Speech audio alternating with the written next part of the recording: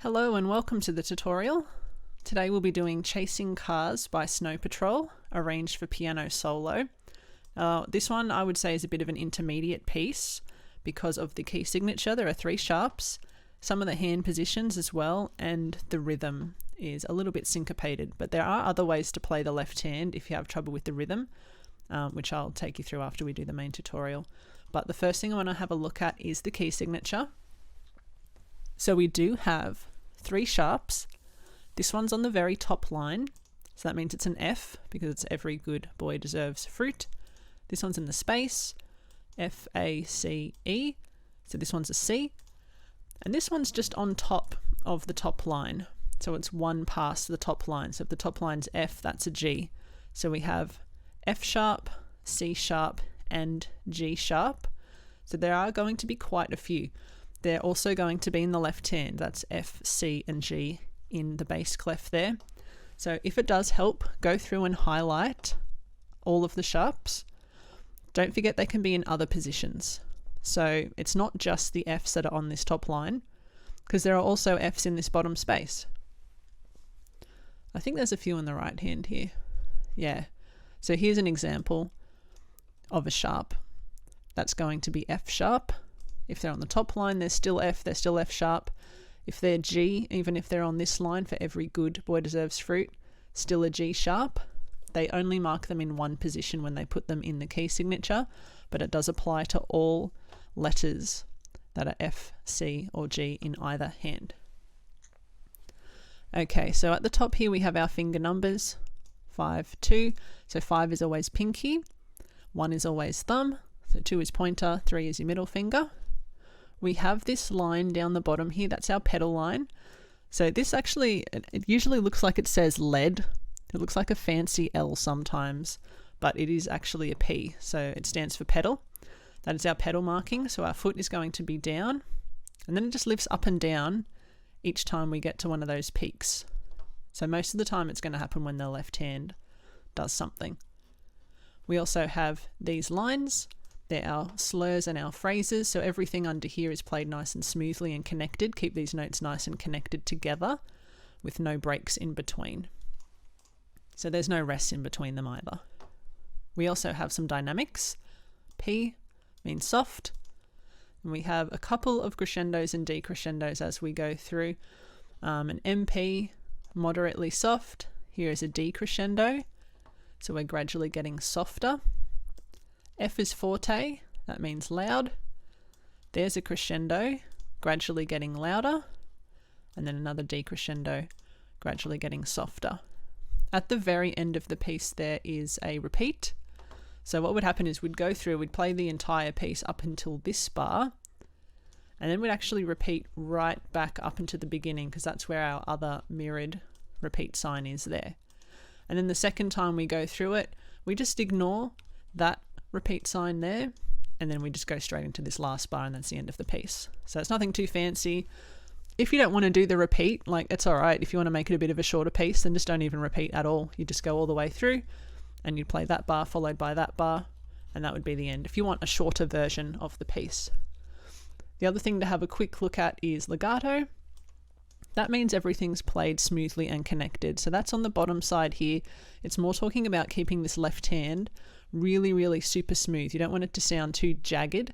We want to try and blend these notes together as much as possible. Now we also have some directions here. You'll see it a little bit easier when I'm on the keys, but we are actually going to make our right hand play this bar. So we're going to be left hand in this bar, then our right hand's going to take over. And then on the second part, the left hand's going to take those notes back. So these notes here are the same notes as these ones here. They're still A and E. These are just written in the bass clef. These are written in the treble clef. And then we switch back. Can be a little bit tricky. I've just marked in where the verses and the choruses are because I'm assuming if you're doing this tutorial you would have heard the song, so you'll be familiar with what it's supposed to sound like, which will make it a lot easier to play. So let's jump on the keys and we'll get into the positioning of things.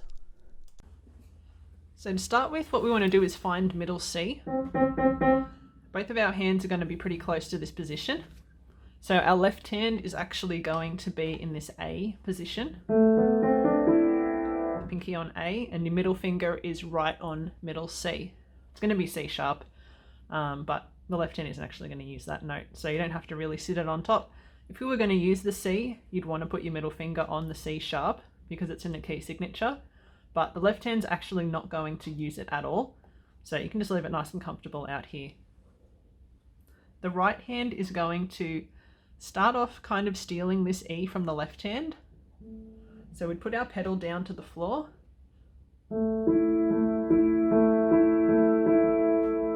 So our pedal will smooth everything together really nicely. And the left hand's really just tilting back and forth. You want to try and get a nice rock, just sort of gently rocking your hand left and right. That will keep it nice and soft as well. And then your right hand's just going to play that last E. The left hand could technically play it, but it's written in the right hand. So your right hand position is going to move up. We start off just grabbing that E, and then we want to make sure we're a bit more up into the sharps. There's going to be a lot of sharps because we do have F sharp, G sharp, and C sharp right under our hands. So we've got our 5 on C sharp, 2 on the G sharp, and your middle finger's just going to go in that hole there, in between those two sharps there. Sort of like that. So our first line, our left hand starts, and the right hand's coming in right on that last beat. 1 and 2 and 3 and 4 and 1 and 2 and 3 and 4 and. Left hand slides in, grabs G sharp, keeps the E.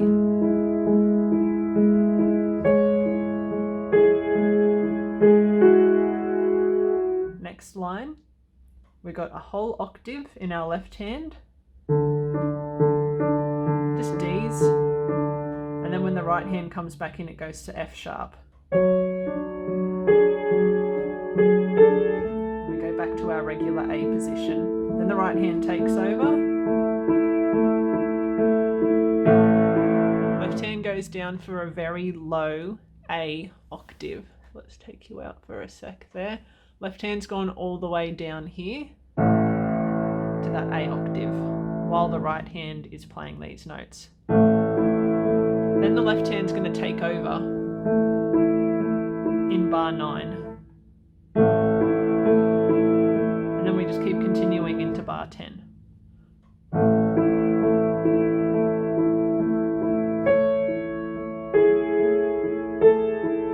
Sort of like that.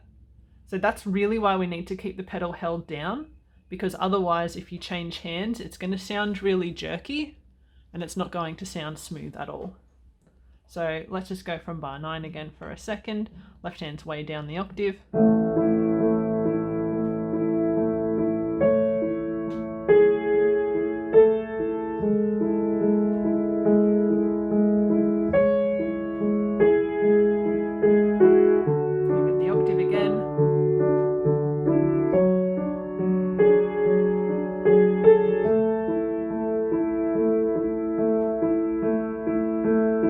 That's when we'll start going into the chorus. So let's just quickly have a look at sort of bar 13 and 14 for a second, because the right hand has that same rhythm throughout with that. This is more bar 14. 1 and 2 and 3 and 4 and. So you've really got to make sure the first note holds for 3 of the left hand. 1, 2, 3, 1, 2, 3, 1, 2. 1, 2, 3, 1, 2, 3, 1, 2. That's also why it's important to roll your left hand so you don't, a lot of students will accidentally do this. And they'll double up. They'll sort of go when they go to play the right hand. Once you get going on that axis, you want to try and keep that motion of the seesaw, so it's hard to play the note twice. You want to try and make it hard for yourself to accidentally double play the note. You want to like create momentum so it wants to go to the other note all the time. That way you won't stuff up the timing. So as we go into the chorus, left hand's back on the A position like normal. right hand's moved up to an A position as well. So it's just gone up a little bit over here. So our first position was like an F sharp position.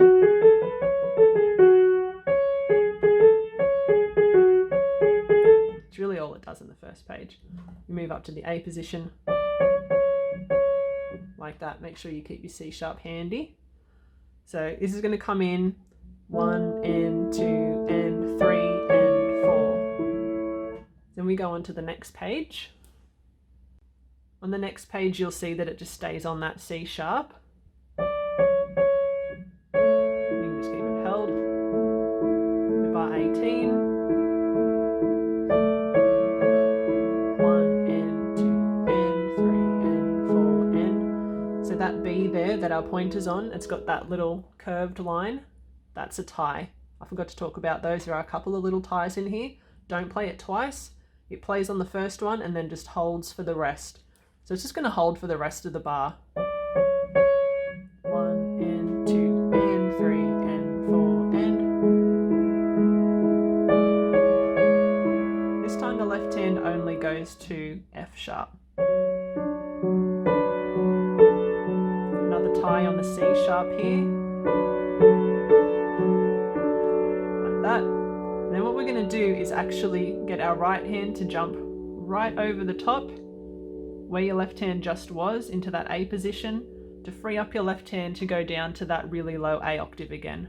And then left hand's going to take over. So that's all happening in bar 23. So the right hand's playing 2 and 3 and 4 and. That's what that LH is there for. Our left hand is taking over. So let's go from bar 21 there. And hold that one. And 2 and 3 and 4 and 1 and 2.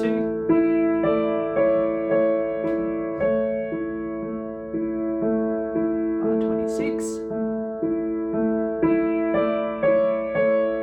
Another tie here on the B. So keep that held in the right hand.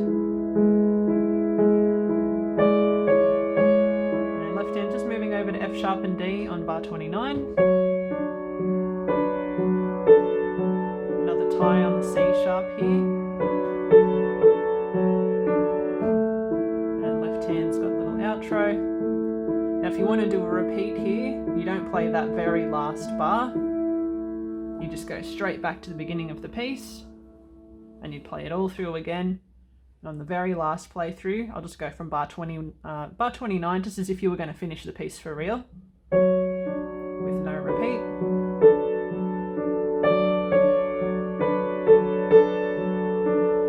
I'd probably put a little bit of a rit in here as well, just die out. 2 and 3 and 4 and.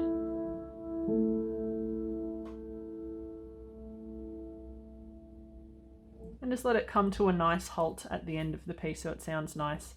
So I'll play it all the way through for you now just to give you a bit of a demo.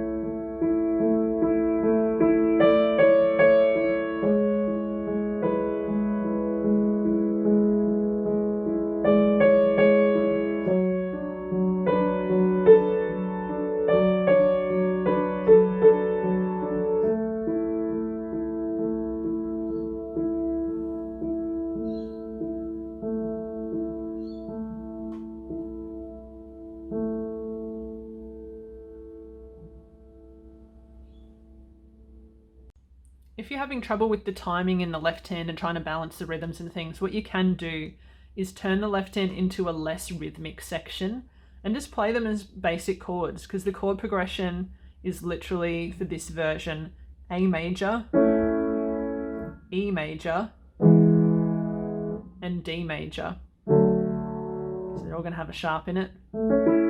Sharp's in the middle, which is good. Makes it easy to play. Otherwise, you can just play the literal 2 notes that are in that bar, but instead of breaking them apart, play them together as like a half chord. So like the intro, you'd have 1, 2, 3, 4, 1, 2, 3, 4, and just hold them down.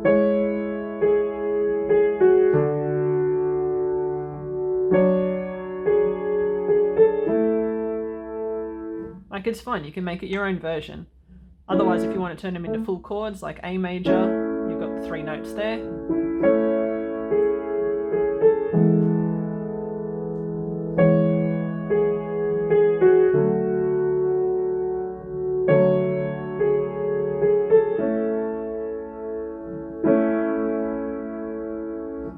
Otherwise, what you can do is invert the chords. So A major. It's an E major chord, it's been inverted.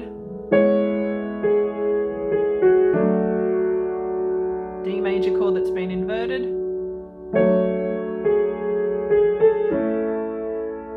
There's a lot of things you can do with it. I mean, you can even fancy it up a little bit. You can, if you're good with arpeggios and all that sort of stuff, find little patterns for those chords.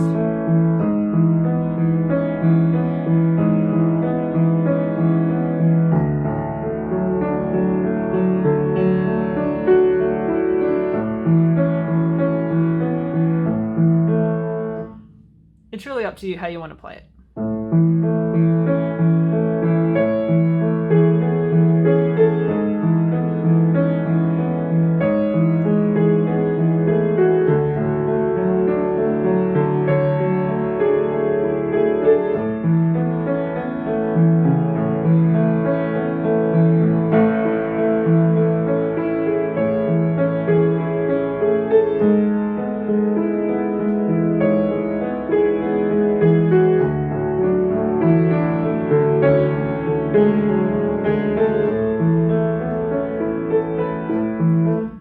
Creative with it.